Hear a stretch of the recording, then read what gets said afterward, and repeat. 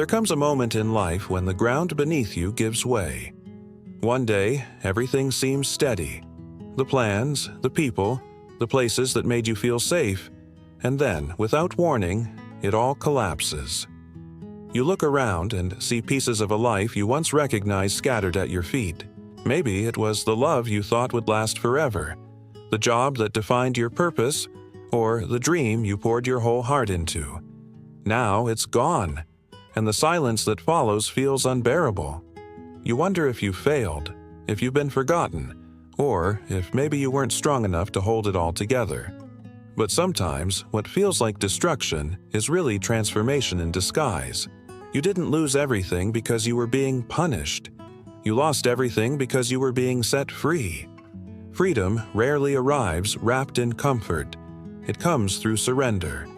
Romans 8:28 reminds us, "And we know that in all things God works for the good of those who love Him."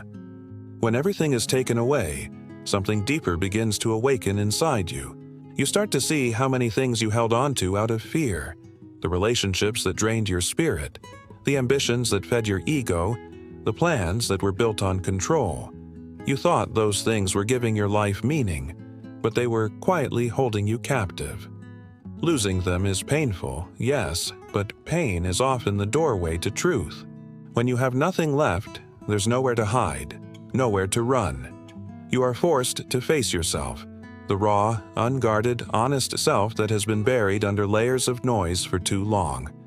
And in that silence, something sacred happens. You begin to hear the quiet whisper of your soul, the voice that was always there beneath the chaos. It tells you that even in loss, you are not lost, that even when everything is gone, you are still held by something unseen. Psalm 34:18 says, "The Lord is close to the brokenhearted and saves those who are crushed in spirit." Think of the way a seed must die before it can bloom. It's buried beneath the soil, covered in darkness, forgotten by the world above. But in that hidden place, something miraculous begins. The shell that once protected it breaks open. What once looked like an ending becomes the beginning of new life. That is what happens to your soul when you lose everything. The version of you that relied on things, people, and plans begins to crumble so that your true self can rise. The breaking isn't cruel. It's sacred, because you can step into who you were created to be while still clinging to what was never meant for you. Maybe right now, you feel like you're walking through the ruins of your life. The people you trusted may have walked away. The dreams you built may have fallen apart. The path you once saw clearly may now be covered in fog. But even here, you are not abandoned. There is purpose in the emptiness, even if you can't see it yet. Freedom is not found when life goes according to plan. It's found when you realize that you no longer need the plan to feel whole. You begin to discover peace in surrender, strength in stillness, and faith in the unseen. When you have nothing left to cling to, you finally learn what can never be taken away: your courage, your kindness, your soul. There's a quiet kind of beauty that follows loss. It doesn't shout or demand attention. It comes softly, like the first light of dawn after a long night. You start to notice small things again: the way the air feels on your skin, the warmth of a sunrise, the sound of your own heartbeat reminding you that you're still here. You begin to realize that what truly matters was never what you lost, but what remains. The world may have taken everything from your hands, but it cannot take the essence of who you are. Isaiah 41:10 whispers, "Do not fear, for I am with you. Do not be dismayed, for I am your God. I will strengthen you and help you." That's what it means to be free, to know that you are more than what you possess, more than what others say about you, more than what you've built. True freedom begins when you stop fighting what's gone and start embracing what is. When you stop asking, "Why did I lose this?" and start saying, "Maybe I was meant to." Because sometimes the loss is not a curse, it's mercy. The things you lost may have been the very things that kept you small. The people who left may have made space for peace. The plans that failed may have saved you from a life that wasn't yours. And the emptiness you feel now is not the absence of meaning, it's the beginning of it. One day, you will look back and understand that the breaking had a purpose. You will see that the ashes were not the end, but the soil where freedom began to grow. You'll realize that losing everything wasn't the moment you were destroyed. It was the moment you were finally free to become who you were meant to be. And when that realization comes, you will breathe differently. You will walk lighter. Because now you will know, sometimes you have to lose everything before you can finally be free.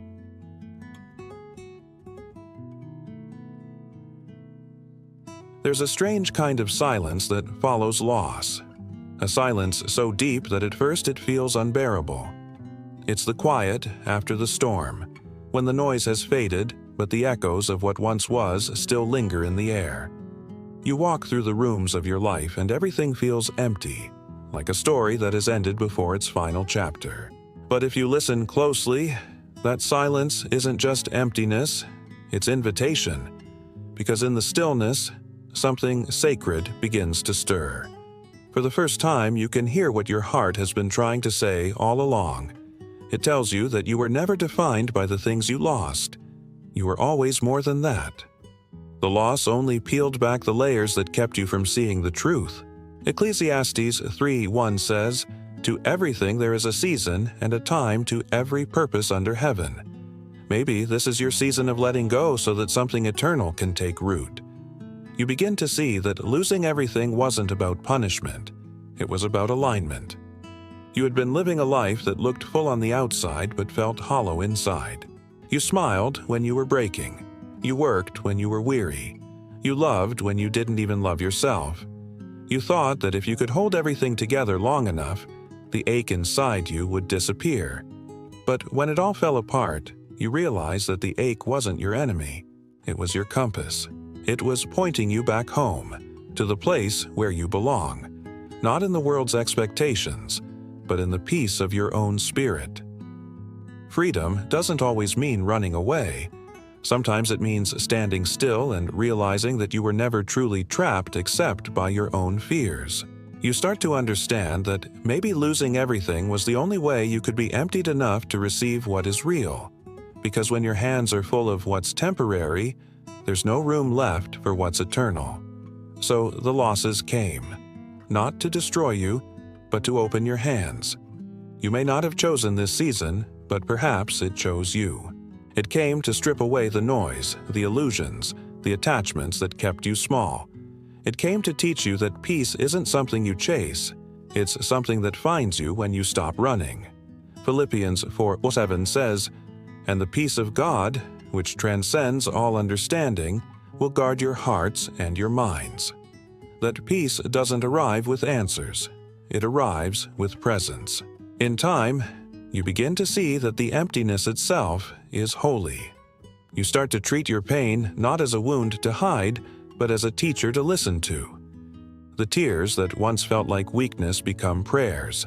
The loneliness that once felt like punishment becomes clarity. You learn to sit in the quiet without reaching for distraction.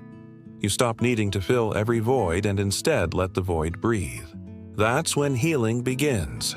Not when you get everything back, but when you stop needing it to look the way it once did. Because sometimes the miracle isn't that things return, it's that you do. You return to yourself. You return to peace. You return to the awareness that even in loss, you are never truly alone. Psalm 46:10 reminds us, "Be still and know that I am God." As you walk forward, you begin to notice how light you feel without the weight of what once defined you. You realize that the walls you built to protect yourself also kept love out. You begin to open again, not in the naive way you once did, but in a wiser, softer way. You forgive not because they deserved it, but because you deserve peace. You stop asking, "Why did I lose it?" and start asking, "What did it teach me?" And slowly, the world begins to open in return. Opportunities that once seemed impossible appear. People who speak to your soul cross your path. The light finds its way through the cracks. You no longer fear losing because you've already seen what loss can do. It can destroy illusions and reveal truth. One day, you'll wake up and realize that you are no longer haunted by what's gone. The memories no longer sting. They simply remind you of how far you've come.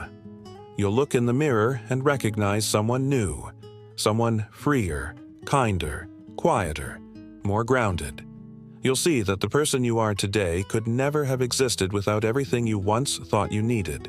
You'll understand that losing everything wasn't the end of your story. It was the doorway to the next one. And in that realization, a gentle gratitude begins to bloom. You thank the pain for what it taught you. You thank the emptiness for the space it gave you. You thank the silence for introducing you to your own strength. Because now you know, freedom isn't about getting everything back. It's about realizing you never needed it to begin with. Freedom is not a destination. It's the way you walk through the world when you no longer fear what can be taken away. It's the calm in your chest when you finally stop grasping and start trusting. 2 Corinthians 3:17 says, "Where the Spirit of the Lord is, there is freedom."